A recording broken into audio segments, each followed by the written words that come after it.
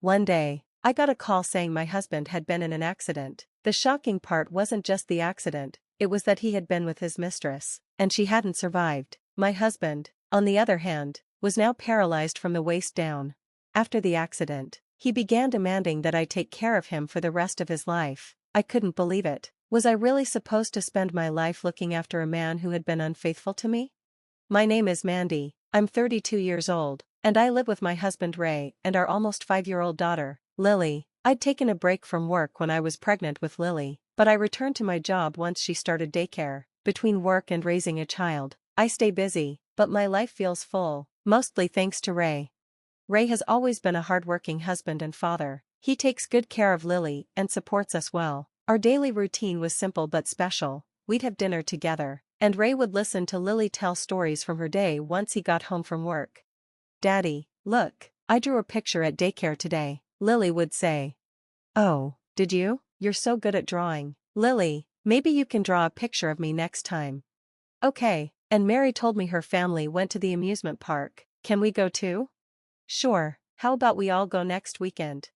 "Really? Yay, I love you, Daddy." "I love you too, Lily, though I love your mom first," Ray would say with a wink. Lily would pretend to pout, and we'd all laugh. These everyday moments with my family were my greatest joy. But then Ray began to change. He started coming home late and leaving early on his days off. At first, I thought he was just busy with work, but it happened so often that I got worried. So, I decided to ask him about it. "Ray, you've been coming home late a lot. Is everything okay at work?" I asked. "Oh, yeah," he replied. "I've just been busy with some new projects." "I see," I said, "but you've also been leaving early on your days off, and you never tell me where you're going." Well, I've been visiting my parents," he said. "I thought I should check on them from time to time." Ray's parents aren't very young, but we usually see them every few months, and they're doing fine, so this didn't quite add up. So why all these sudden visits to his parents? I was suspicious, but didn't want to push him too hard, so I let it go. 2 weeks later, Ray texted me again, saying he'd be late because he had overtime. This time, he didn't get home until after midnight. When he arrived, he seemed cheerful, but I immediately noticed something odd. "Ray, where have you been?" I asked. "I told you, I had to work late," he replied. "But what about that smell? It's a woman's perfume. Why would you smell like that if you were at work?" I said. Ray's eyes darted around nervously. He seemed flustered and then quickly responded, Actually, we had a client event today." "A client event?" I asked, doubtful. He nodded quickly, adding, "One of the VIP clients is a woman. We were drinking together, and her perfume must have rubbed off on me." "Then why did you lie about working overtime?" I questioned. "You could have just told me about the event." Ray clasped his hands and said, "I felt guilty. You're working hard at home with Lily and everything. I didn't want you to worry." I couldn't press him further, so I let it go and went to bed. But after that, every time he came home late, I could smell the same perfume on him. Each time I asked, he'd say it was just another client event.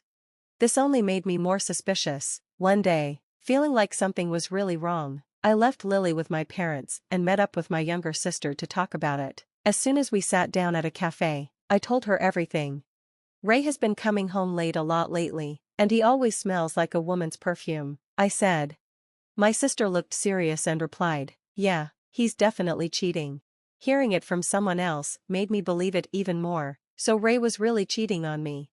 Plus, she added, it's weird to have client events with the same person so often, and he'd have to be pretty close for her perfume to stick to him. "I know it's hard with Lily and everything," my sister said, "but I think you really need to have a serious talk with Ray."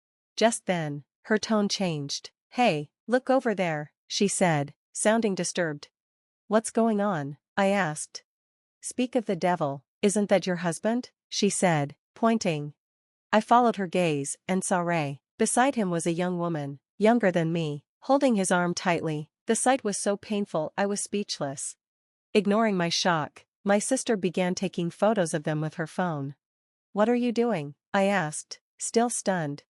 "Don't just stand there," she replied. "We need to gather evidence. Start recording a video." Shaking, I opened the camera on my phone. Ray and the woman got into his car, still holding on to each other and kissing multiple times. I recorded everything. When they finally drove off, I stopped filming. Here I was, Ray's wife, now holding proof of his betrayal. I suddenly realized we were still in the cafe, and tears began streaming down my face. My sister stayed quiet for a moment before squeezing my hand and speaking firmly. I know this is incredibly painful, she said, but you need to talk to him, for Lily's sake too. Can we just let this man, who lies so easily and cheats, be her father? Her words snapped me back to reality. That's right, I'm the only one who can protect Lily. Ray might be her father, but he's lost the right to be a real dad. I needed to confront him about what he'd done, sooner rather than later. After talking it over with my sister, we decided that Lily would stay at our parents' house for the day. I went home to wait for Ray, but he didn't come back, no matter how long I waited. Then, around 10 p.m., our rarely used landline phone rang. Who could be calling at this hour? When I picked up, a man's voice said, "Is this Mrs. Johnson's residence?" "Yes, it is. Who am I speaking with?" I replied. "This is the police. Is this Mr. Ray Johnson's residence?" "Yes, it is. Did my husband do something wrong?" I asked, nervous. "Please stay calm," the officer said. "Your husband has been in an accident." "What?" I gasped. The police explained that Ray had been in a car accident. A woman in the passenger seat, his mistress, hadn't survived. Ray, meanwhile, had been taken to a nearby hospital. Without thinking, I rushed straight to the hospital. When I arrived, Ray was in surgery. A police officer explained the situation. "From what we've learned, it seems your husband and the woman had been in a close relationship." "Yes, I suspected it. I was actually going to confront him about his affair today," I replied. The officer added hesitantly, "It's difficult to say, but because of the accident, there's a chance your husband may be left with a permanent disability." I felt overwhelmed. In further conversations with the police, I found out that Ray's mistress had also been married. Her husband, who'd also come to the hospital, looked devastated, especially since Ray had survived and she hadn't. A few days later, Ray regained consciousness.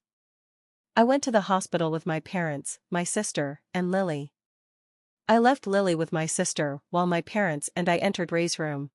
When we arrived, his parents were already there. Ray had been left paralyzed on one side of his body due to the accident. Ray looked at us and said, "I'm sorry. I know I've caused you all a lot of worry."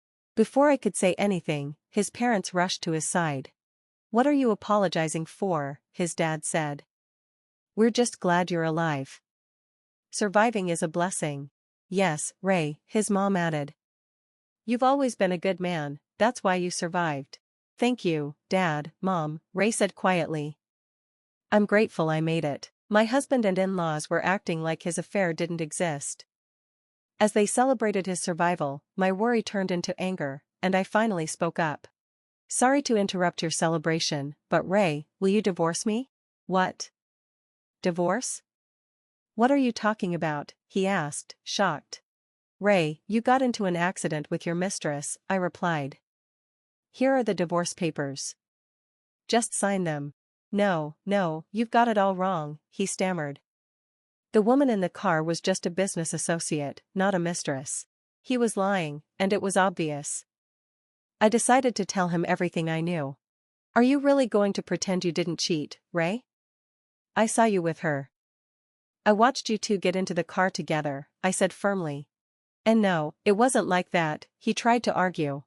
"Don't make excuses," I snapped, forgetting we were in a hospital room. "You even spent less time with Lily, just to run around with her. What were you thinking?" At this, my mother-in-law frowned and interrupted, "Mandy, what are you so angry about? If Ray cheated, it's probably because you did something wrong." "What are you saying?" I asked, shocked. "Ray just woke up and is dealing with a lot. The doctors told you he's paralyzed on one side," she continued. "He needs your full care now. Instead of talking about divorce, you should start learning how to be his caregiver." Ray added, "She's right. As my wife, you'll be taking care of me from now on." At that moment, any sympathy I had for him disappeared completely. At first, I'd felt sorry for him despite everything he'd done, but now I couldn't care less. They felt no remorse for what they'd put me through, only for themselves. Holding back my anger, I looked at my mother-in-law and said, "Are you serious? Who on earth would want to take care of a cheating fool like him, idiot? Mandy, how dare you insult my Ray, my mother-in-law exclaimed. Well, it's the truth, isn't it? I replied. He cheated, and he caused an accident. Isn't everything that's happened his fault? But even if he was at fault in the accident, cheating happens because of the other person, she insisted. So you're saying that if I did something wrong, he was allowed to cheat? I was balancing work, taking care of Lily, and handling everything at home for our family. And you still blame me while defending your son? My firm tone made her go quiet. Ray, unable to take it, yelled, "How dare you talk to my mom like that?" He glared at me, as if being injured made him somehow superior. I walked up to him, looking down at him intensely. He muttered, "What the," in a nervous voice. "Who do you think is responsible for all this?"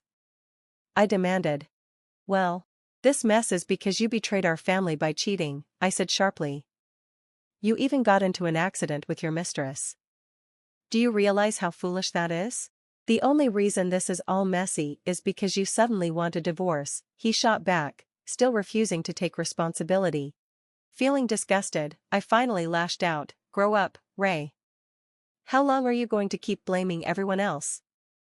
You're the one who cheated, and on top of that, your mistress died in the accident. Stop justifying yourself, Mandy." He stammered. You've destroyed our family with your selfish affair. I don't know how much pain you've caused Lily. You've not only hurt me, but you've broken our daughter's heart.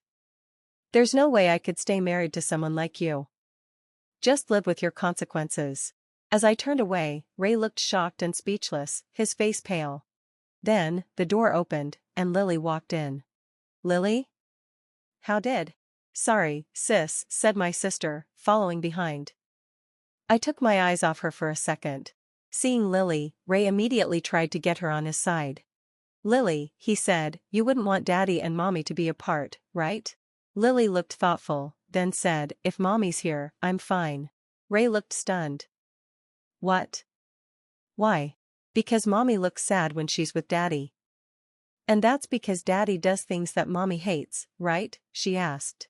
Well, I don't like it when Daddy makes Mommy sad, Lily said. I don't need a daddy who does that. I'm fine with just Mommy. Ray was taken aback, completely stunned by Lily's words. With nothing more to say, Ray lay back on the bed, shoulders slumped. When I handed him the divorce papers again, he finally gave up and signed them. After that, I hired a lawyer to pursue alimony and child support, backed by the evidence of his affair. Ray also had to pay damages to the husband of his late mistress, which added to the large sum he owed. Since his mistress had been a junior employee at his company, his infidelity was exposed, and he ended up getting fired. Losing both his job and his reputation, and being responsible for another person's death, was a heavy consequence, but it felt like justice. The combined financial hits drained Ray's savings, and he ended up selling our house and moving into a small apartment with his parents. Now, his in-laws care for their wheelchair-bound son every day. As for me, I decided to stay with my parents for a while, with Lily, to give us time to recover. Once things have settled, I plan to live on my own with Lily again, but for now, being surrounded by family feels better for her well-being. One day, on our way to daycare, I asked her something that had been on my mind. Hey, Lily, are you really okay? I asked gently. Okay with what? She replied, looking up at me. With it just being us. Without Daddy around. Lily gave me a bright smile and said, I love Mommy the most. I don't like anyone who makes Mommy sad. Hearing this, I smiled back. I see. Mommy loves you too, Lily. Lily wrapped her arms around me with all her little might, and as I hugged her back, I promised myself I would protect her and be there for her always.